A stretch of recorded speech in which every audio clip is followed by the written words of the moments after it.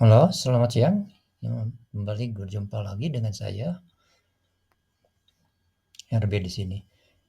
Pada kesempatan siang ini, saya membuatkan ide video itu di kripto, lebih tepatnya di Bitcoin. Ya, sini sebenarnya beberapa minggu yang lalu saya sudah membuatkan juga itu di Bitcoin di bulan Juni. Wow, udah lama juga ya, hampir Juni, Juli, Agustus, September, hampir 3 bulan yang lalu ya. Dan situasinya masih di situ ada beberapa item yang saya berikan tanda, yaitu bahwa saya sampaikan bahwa awal bearisnya itu adalah di sini. Diperkirakan awal bearish di sini ya. Jadi ini area-area tujuannya sampai lembah ini jatuh sampai di sini. Itu. Kemudian di mana periode mulainya itu adalah di sini. Dan sejauh ini bahwa melihat dari kanal paralel yang terbangun ya sejak bulan Juni, bulan 1 Maret ya. 1 Maret ya, bulan Maret sampai tahun 2024 sampai sekarang itu terbangun sebuah pola 3 kanal paralel di mana situasinya ini saya perbesar saja dulu ya, bahwa tekanan seller cukup kuat sehingga bottomnya ini dari tiap bulan ke bulan itu boleh dikatakan menurun ya sampai di sini. Sedang begitu pun juga topnya ya, topnya ini ya, high-nya juga sama turun ya.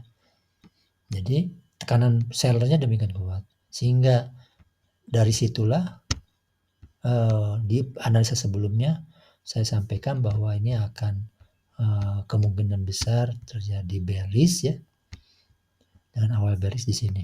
Nah, sekarang kita lanjutkan analisa yang sebelumnya itu seperti ini. Untuk mempermudahnya, kita buatkan dulu gelombangnya. Saya menggunakan metode fraktal ini untuk pembuatan gelombangnya ya. Anda menghubungkan dari katakanlah dari satu, Anda jangan lupa aktifkan magnetnya dari fraktal ini ke fraktal berikut.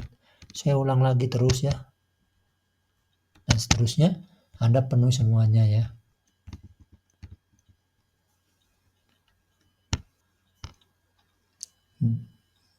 Dan ini hasil selengkapnya ya. Saya buatkan gelombangnya seperti ini.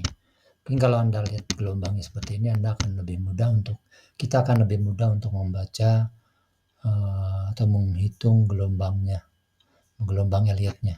Ataupun kalau Anda menggunakan pola harmonik juga ini akan lebih mudah. Saya menggunakan candle kosong. Nah, seperti itu ya. Terlihat sekali ya. Ini gelombangnya seperti ini. Nah, kalau setelah ini, maka kita lakukan adalah menghitung strukturnya membuat struktur dulu ya. Strukturnya kalau kita melihat dari titik sini sampai ke titik sini, maka ini adalah struktur mono ya. Mono yaitu jadi mungkin struktur 3 atau struktur 5 ya. 3 atau 5. Saya juga sering menyebutkan, mungkin fraktalnya saya hapus dulu ya. Nah, begitu. Ya, jadi ini adalah dari titik yang ini sampai sini adalah 3 atau 5. Karena tergantung kepada data berikutnya dari sini ke sini. Ya, kalau kita hitung untuk membedakannya, bahwa kalau kita lihat formula yang ada dari 4 pola dasar, maka yang dikatakan bisa 3 atau 5 itu, maka yang paling mungkin di sini adalah antara poly impulse atau poly zigzag atau poly flat ataupun poly triangle. Kalau impulse sudah tidak mungkin ya. Ini 35, maka kita mengukur dari sini ke sini ya. Retraksinya berapa? Karena retraksinya lebih dari 61,8, maka ini adalah sebagai pola 3. Oke. Kemudian jelas kalau retraksinya itu ada pasti pola 3. Yang ini pola 3. Sedangkan yang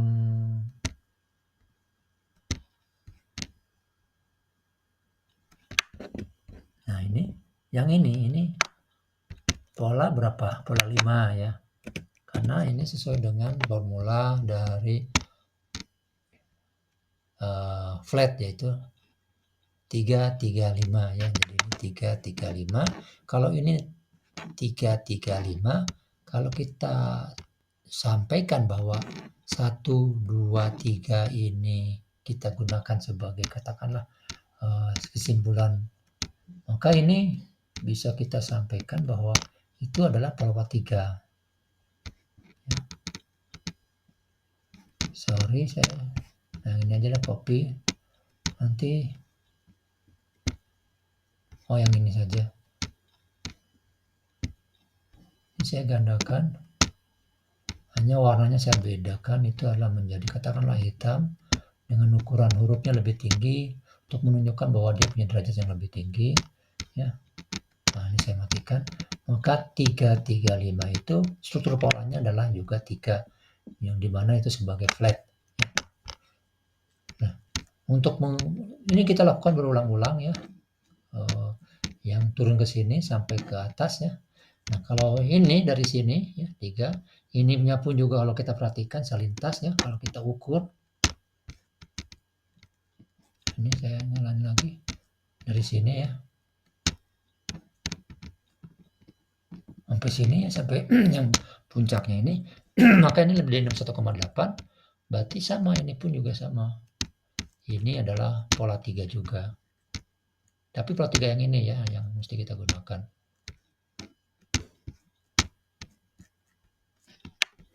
Ini ya. Sampai sini. Kemudian saya gandakan lagi.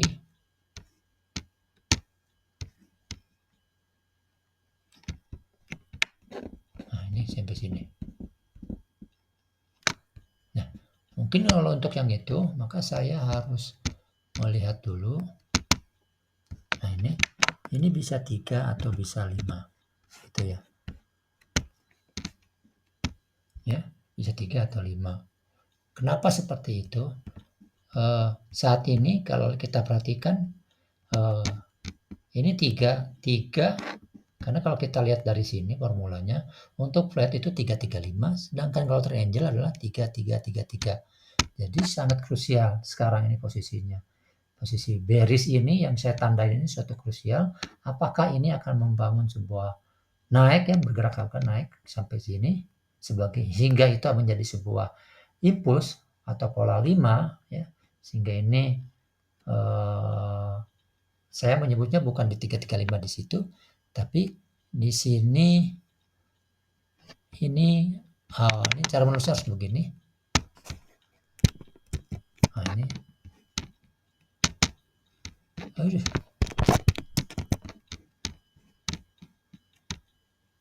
Nah, ini. Saya cara menulisnya itu harus begini. Harus tanda tanya. Kenapa tanda tanya? Karena kita masih menunggu, kalau untuk yang 5-nya kita harus menunggu satu segmen lagi, segmen gelombang ke-5-nya naik ke atas sampai di sini katakanlah. Atau kalau saya kasih tanda batasnya, saya kasih tanda, salah saya, bukan itu, saya menggunakan ekstensi. Jadi kalau nah ini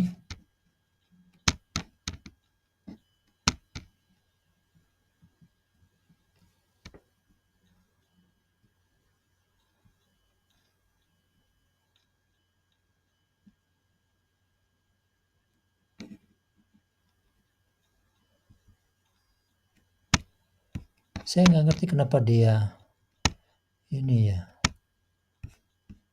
Oh iya, karena ini. Gitu ya. Jadi ini batasnya 61,8. Jadi kalaupun misalnya ini terjadi kenaikan ya sampai di sini ya. Jadi kalau saya kasih katakanlah sebuah tanda panah saja ya. Nah, ini panah ini. Maka kalau dia bergerak katakan dari sini naik, tidak boleh melewati 61,8 atau tidak boleh sekitar $79.000 ya. 79.000 ya, $79.000 ya. Sampai di situ batasnya. Kalau betul-betul ini menjadi sebuah impuls sehingga ini adalah sebuah flat. Batas-batasnya di sini. Sedangkan untuk bawahnya salah satunya adalah harus memenuhi syarat. Salah satu yang paling mungkin adalah katakan dari sini ke sini dia harus membangun pola 3 ya. Pola 3-nya saya punya ancar-ancar adalah seperti ini ya. Jadi walaupun saat ini peluangnya lebih tinggi adalah yang ini ya, turun bearish ya, tapi Anda harus tetap memperhatikan kalau ini terjadi seperti ini. Nah, sebenarnya ada keuntungannya kalau misal terjadi seperti ini. Apa yang dia maksudnya? Karena nanti pergerakan harga ini turunnya ini akan cukup tinggi, malah terbalik. Cukup besar turunnya. Berbeda dengan sekarang. Kalau sekarang ini misalnya ternyata tekanan sellernya kuat, itu akan menyebabkan paling tinggi pun juga katakanlah lihat dari sini, kalau kanalnya kita tarikan katakanlah titik nolnya itu sampai di sini ya, batasannya sampai di sini seperti itu ya. Nah, sampai saat ini memang ciri-cirinya apakah dia akan turun maupun akan naik itu belum ada ya, belum ada secara gelombangnya ya. Tapi kalau lihat dari perilakunya di mana topnya tiap bar dari sejak bulan Maret tadi ya, bulan Maret hingga sekarang itu tekanan seller kuat, dibuktikan dengan high-nya masing-masing bar itu terus-terusan turun, begitupun low-nya juga turun ya, lower-nya juga turun ya, seperti itu. Okay. Ya, jadi nah kalau tradingnya bagaimana ini? Mungkin Anda bisa harus apa? Anda bisa melihat di beberapa ide video sebelumnya bagaimana cara masuk di situasi seperti ini. Sebagai gambaran besar bahwa di elite web modern itu tidak ada yang namanya umumnya dia menggunakan metode yang sifatnya kalau tidak following ya, following. Jadi kalau di sini masuk selnya bukan di bottom, bukan di top, bukan di sini, bukan, tapi di bottom. Kalaupun misalnya masuk di top itu bukan karena gara-gara kita menduga bakal bearish, tapi gara-gara ini kanal paralelnya ini katakanlah kita melakukan buy-nya di atas di sini, sell di atas ini. Tentunya itu bisa dilakukan kalau Anda trading di area non spot atau di produk derivatif atau future ya. Sedangkan kalau di spot Anda tidak bisa lakukan apa-apa. Anda bisa buy ya, walaupun tadi saya perhatikan ya, kalau saya perhatikan kita lihat di time frame yang lebih kecilnya di weekly-nya ini ya. Ini ketinggian dari gelombang turun ya. Atau saya monthly juga tidak apa-apa biar terlihat ya. Nah, ini. Jadi gelombang turun itu selalu membesar ya, membesar. Ini saya uji ya, misalnya dengan ini ya, dari sini sampai sini, maka kita uji di sini. Anda lihat bahwa dia 100%-nya ya, dia melewati 100%. Saya uji lagi ini dia sampai sini, saya letakkan yang berikutnya lagi, yang ini. Nah, ini yang ini ya. Ini juga sama, 100%-nya ini. Nah, ini ya. 100% di sini dia melebihi 100%-nya. Itu yang untuk turunnya. Sedangkan untuk naiknya justru balik, dia mengecil ya. Ini kita mulai dari sini. Ukur sampai sini. Oh, yang ini membesar tetap, tapi yang berikutnya ini adalah mengecil. Nah, ini sampai sini topnya. Ya.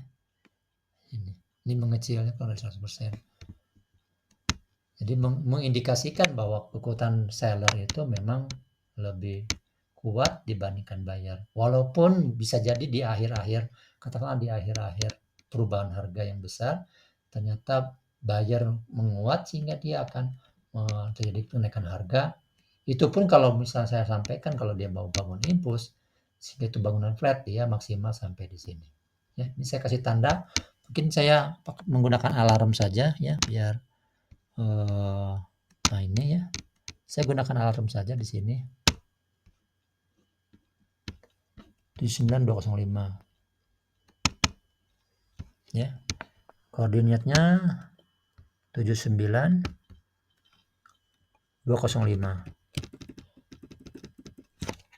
205 ya. Oke. Ya.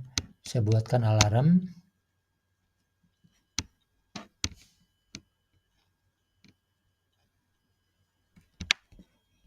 Ini ya. Batas segmen 5. Sebuah impuls. Nah, gitu ya.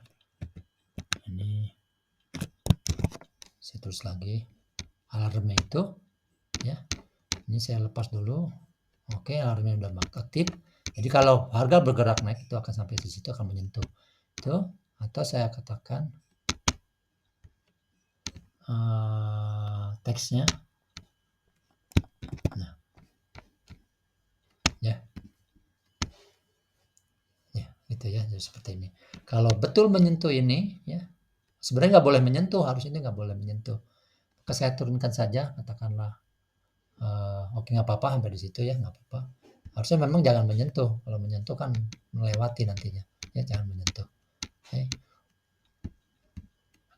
Mungkin saya cukupkan di sini. Saya sudah untuk ini sudah saya buatkan untuk batas awal, batas akhir dari terjadi penurunan.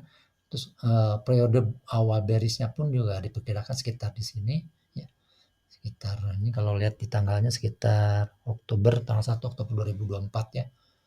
Dan awal-awal Oktoberan lah ya. Karena mungkin berbeda ya nanti. Oke. Dan saya cukup sampai di sini. Sekian, terima kasih.